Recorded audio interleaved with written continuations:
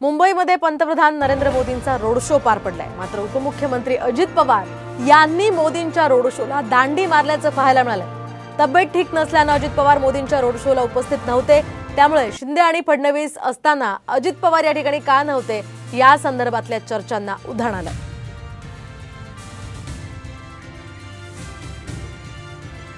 मुंबईनंतर आता जाऊयात बारामतीमध्ये। बारामती लोकसभेच्या निवडणुकीनंतर अजित पवार आहेत तरी कुठे असा सवाल सध्या राजकीय वर्तुळात उपस्थित केला जातोय।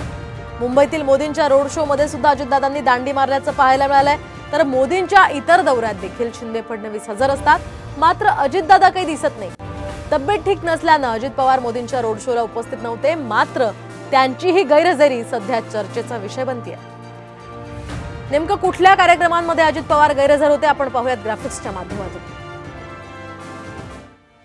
तर धाराशिवकडे अजितदादांनी पाठ फिरवली, मात्र बारामतीमध्ये चांगलंच ठाण मांडलं। दिंडोरीतील सभेत सुद्धा दादांऐवजी भुजबळांचीच उपस्थिती पाहायला मिळाली। तर कल्याणच्या सभेमध्ये सुद्धा अजित पवार यांच्याऐवजी सुनील तटकरे उपस्थित होते। तर तिकडे वाराणसीमध्ये मोदींनी अर्ज भरला तेव्हा सुद्धा दादा गैरहजर होते, तिथे सुद्धा प्रफुल्ल पटेल उपस्थित होते। तर नाशिकच्या मोदींच्या सभेत सुद्धा दादांऐवजी भुजबळच पाहायला मिळाले। तर मुंबईत मोदींचा रोड शो होता, दादा मात्र गैरहजर होते।